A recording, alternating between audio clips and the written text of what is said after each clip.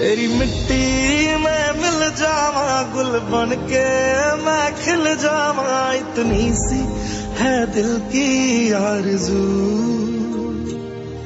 तेरी नदियों में बह जावा, तेरे खेतों में लहरावा, इतनी सी है दिल की आरज़ू। ओ हीर मेरी तू हंसती रहे।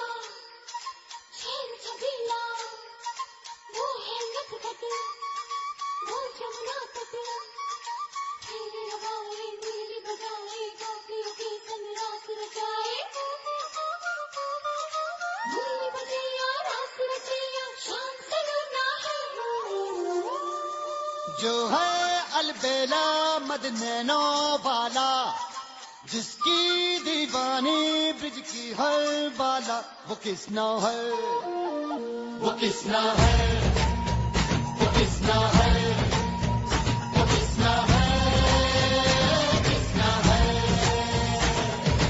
जो है अलबेला मदनैनो वाला, जिसकी दीवानी ब्रिज की हर बाला, वो किसना है, वो किसना है, वो किसना है, किसना है।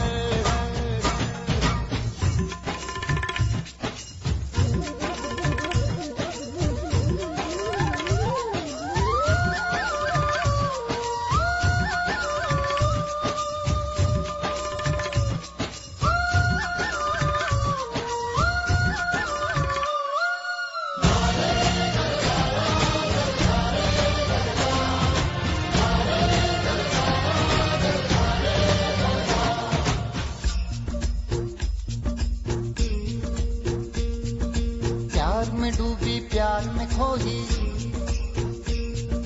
प्यार की धुन में जागी न सोई। प्यार में डूबी प्यार में खोई, प्यार की धुन में जागी न सोई। दुनिया से है वो अनजानी, सब कहते हैं प्रेम दीवानी, किसना से मिलती है भूल के हर बंधन। हो किसना की माला की जपती है वो जोगन।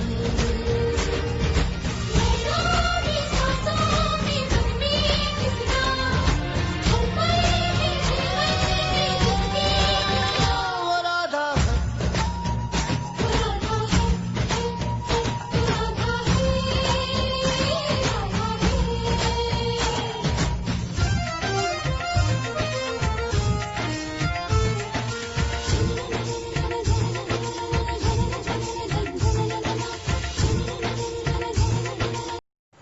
मित्रों नमस्कार, मैं डॉक्टर मनोज कानपुर से एक बार फिर से हाजिर हूँ आप सभी के समक्ष दिव्यांगम पर अपने विचार देने के लिए। सबसे पहले तो आप सभी को कृष्ण जन्माष्टमी की बहुत बहुत बधाइयाँ, बहुत बहुत शुभकामनाएं। इसी तरीके से हमारे त्यौहार आपके जीवन में खुशियाँ भरते रहें, नई शुरुआत करते रहें। जन्माष्टमी से याद आया कि कृष्ण का चरित्र भी अद्भुत है। देखिए, हमारा देश आस्थाओं का देश है। भारत में आस्था है तो भारत है। हम कृष्ण और राम के लिए, जो हमारे आराध्य हैं, हम इनके लिए कुछ भी कर सकते हैं। यहाँ तक कि हमारे साधु संतों ने तो पूरा जीवन, साधु संतों क्या और भी सामान्य जीवों ने भी पूरा जीवन अपना होम कर दिया केवल नाम पर। कहते ही है, वैसे भी नाम में बहुत शक्ति है। कलयुग केवल नाम आधारा, सुमिर सुमिर नर उतरे पारा। तो कलयुग में वैसे भी नाम के महत्व को दर्शाया गया है। और फिर श्री कृष्ण का नाम अद्भुत। राम और कृष्ण तो हमारी एक इतनी बड़ी धरोहर है कि जिनके बारे में मेरे जैसा सामान्य व्यक्ति उनकी व्याख्या करें तो ये मतलब मुझे सही नहीं लगता। लेकिन फिर भी मैंने देखा है कि कृष्ण के चरित्र ने हमारे सामने अद्भुत उदाहरण प्रस्तुत किए हैं। कर्म करने की बात हो, हम लोग कभी कभी किस्मत के पीछे कहते हैं अरे मेरी किस्मत में यही लिखा था। नहीं, कर्म की जब भी बात चलेगी तो श्री कृष्ण ने कर्म की परिभाषा कुरुक्षेत्र के मैदान में जब अर्जुन को दी थी, तो उसको अगर हम सब अपने जीवन में ढाल लें, अपने स्वयं में आत्मसात कर लें, तो निश्चित रूप से मैंने कहीं पढ़ा था कि गीता में आप चाहे कितने ही परेशान क्यों ना हो, आप चाहे कितने ही दुखी क्यों ना हो, बताते हैं गीता में सभी प्रश्नों का हल है। गीता को पढ़ के देखिएगा, गीता का एक एक श्लोक, जो भी श्लोक आप पढ़ेंगे और अगर उसकी गहराई में जितने उतरते जाएंगे, गीता उतनी ही प्रिय आपको लगती जाएगी। और गीता में सारे, अगर आप सकारात्मक रूप से लेते हैं तो निश्चित रूप से सारी समस्याओं का समाधान भी है गीता। हम ऐसे ही अपनी गीता, रामायण और अपने धर्म ग्रंथों को इतना श्रेष्ठ नहीं मानते। देखिए, हम लोग सनातन धर्म के लोग अपनी धार्मिक पुस्तकों में वर्णित जो कथानक हैं उन पर आंख बंद करके विश्वास करते हैं। तर्क सिर्फ इतना ही है कि वो हमें कभी ऐसी शिक्षा नहीं देती हैं कि जिससे हमें कोई गलत मार्ग मिले, हमेशा सही मार्ग पर चलने की शिक्षा देती है। कोई भी हमारा धार्मिक ग्रंथ उठा लीजिए, किसी ने झूठ बोलने की सलाह नहीं दी होगी। सभी कहते हैं सत्य की विजय होती है। महाभारत का युद्ध पूरा एक ही थीम पर आधारित था, धर्म का मार्ग, सत्य की विजय। और देखिए, अलग अलग लोगों ने, युधिष्ठिर ने, अब आप कहेंगे कि मैं भी कौन सी कथा लेकर बैठ गया। असल में आज मौका ही ऐसा है, आज जन्माष्टमी का पर्व है, श्री कृष्ण जी का जन्मदिन है। और ऐसे समय में हम अगर अपनी समस्याओं का रोना रोने बैठ जाएं तो भी तो अच्छा नहीं लगता है। हम कुछ ऐसी सकारात्मक बातें करें जिनसे कि हमारे अंदर ऊर्जा आए।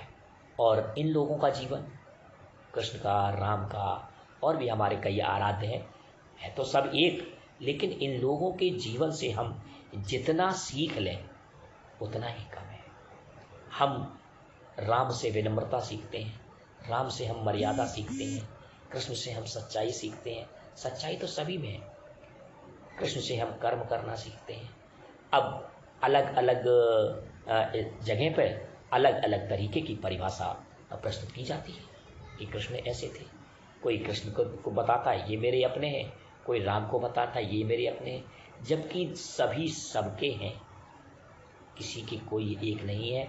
और अब तो कितना बढ़िया समय भी आ गया है कि हमारी अयोध्या में हमारे आराध्य का भूमि पूजन हो गया। मुझे तो कभी कभी जब मैं विचार करता हूँ तो सोचता हूँ कि निश्चित रूप से लोग कहते हैं कि अवतार और ईश्वर का स्वरूप, तो मुझे तो स्पष्ट रूप से लगने लगा है कि जब अयोध्या में राम मंदिर की आधारशिला रख दी गई और राम मंदिर का निर्माण शुरू हो रहा है, तो मुझे तो लगता है कि भारत में फिर से भगवान ने जन्म ले लिया है और हम सबका मार्गदर्शन करने के लिए आ गए हैं। जीवन में परेशानियां आती हैं, दिव्यांगों की भी परेशानियां होती हैं, सबकी परेशानियां होती हैं, लेकिन जो परेशानियों से हार कर, थक कर बैठ गया तो कोई मतलब नहीं। तो उस जीवन का क्या वजूद जब धाराएं प्रतिकूल ना हो। मज़ा तो तब आता है जब प्रतिकूल धाराओं में नाव खेना पड़े, तो उसमें हमें कुछ अपना प्रयास लगाना पड़ता है। और काम वही अच्छा होता है जिसमें हमें अपना प्रयास लगाना पड़े। नहीं तो सामान्य तरीके से तो किसी को भी विजय भी मिल जाती है, कोई जीत जाता है। और जब पता चले कि ओवर 4 हो और रन 100 बनाने हो या ज़्यादा बनाने हो, तो वहाँ प्रयास लगाने पड़ते हैं। और प्रयास हमेशा फलीभूत होते हैं। मन से किया गया प्रयास कभी असफल नहीं होता। तो मैंने जन्माष्टमी के मौके पर एक छोटी सी कविता भी लिखी है। मैं चाहता हूँ कि मैं वह कविता आपको सुनाऊँ। और श्री कृष्ण जी के जिस तरीके से आजकल माहौल है, उसके आधार पर मैं बताना चाहता हूँ कि उन चीज़ों को आप एक चित्र बना लीजिएगा दिमाग में, और उस चित्र को दृष्टिगत करते हुए मेरी कविता को सुनिएगा।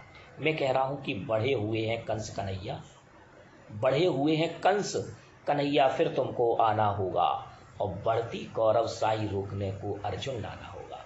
मैंने एक नया वर्ड यूज किया, कौरवशाही, कि बढ़ती कौरवशाही रोकने को अर्जुन लाना होगा। और धृतराष्ट्रों की भीड़ कर रही ताबड़तोड़ मेहरबानी, धृतराष्ट्रों की भीड़ कर रही ताबड़तोड़ मेहरबानी, और पाकर आशीर्वाद कर रही दुर्योधन भी मनमानी।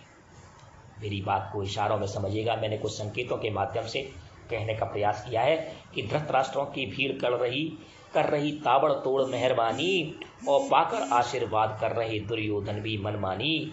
हठी दुशासन की सेना दिख रही घूमती कारों में, हठी दुशासन की सेना दिख रही घूमती कारों में, सिसक रही मजबूर द्रौपदी घर की तंग दीवारों में। अट्टाहस कर रहा शकुनी फेंक नित नए पासों से, अट्टाहस कर रहा शकुनी फेंक नए नित पासों से, अपनों से ही करवाता आघात परम विश्वासों से। आजकल विश्वास देंगे तभी तो विश्वासघात, घात शब्द विश्वास के बाद ही आता है। ऐसे में नंदलाल सुदर्शन लेकर जुट जाना होगा, ऐसे में नंदलाल सुदर्शन लेकर जुट जाना होगा, और बढ़ती कौरवशाही रोकने को अर्जुन लाना होगा। भीष्म पड़े हुए हैं बेबस, भीष्म पड़े हुए हैं बेबस, तंग हाली की सैया पर बैठे हुए लाचार रो रहे अपनी गंगा मैया पर। कर्ण जैसा दानी आज अपने ही कुंडल बेच रहा, शर्मशार हो रही मित्रता ऐसे जुमले फेंक रहा। अब वे एकलव्य नहीं, द्रोणाचार्य अशिक्षित हैं। मेरी बात को गहराई में लीजिएगा कि अब वे एकलव्य नहीं हैं, द्रोणाचार्य अशिक्षित हैं। सुखदेव पर करते हमला ऐसे यहाँ परीक्षित हैं। हाहाकार मची है कान्हा, हाहाकार मची है कान्हा, अब गीता गाना होगा। बढ़ती कौरवशाही रोकने को अर्जुन लाना होगा। गांधारी ने अब अपनी आंखों की पट्टी खोली है। अब वो गांधारी नहीं है कि जो पट्टी बांधे ही रहे, कि गांधारी ने अब अपनी आंखों की पट्टी खोली है।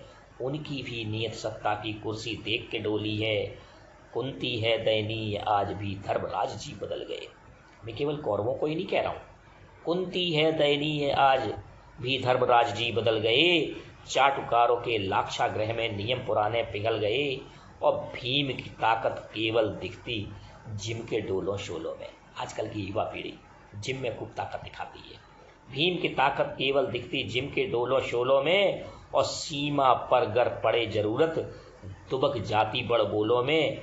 ऐसे में अब प्यारे माधव, ऐसे में अब प्यारे माधव कुछ तो करवाना होगा, और बढ़ती कौरवशाही रोकने को अर्जुन लाना होगा। बढ़े हुए हैं कंस कन्हैया अब तुमको आना होगा, बढ़ती कौरवशाही रोकने को अर्जुन लाना होगा। तो मित्रों, मैं यही कहना चाहता हूँ कि हमें अपने प्रयासों को मजबूत करना है, हमें अपने प्रयासों को गति देनी है, और हमें चुपचाप नहीं बैठना है। कर्म पे भरोसा करना है, कर्म पर विश्वास करने वाला कभी हारता नहीं है। ये मेरा विश्वास ही नहीं, मेरा स्वयं का अनुभव है।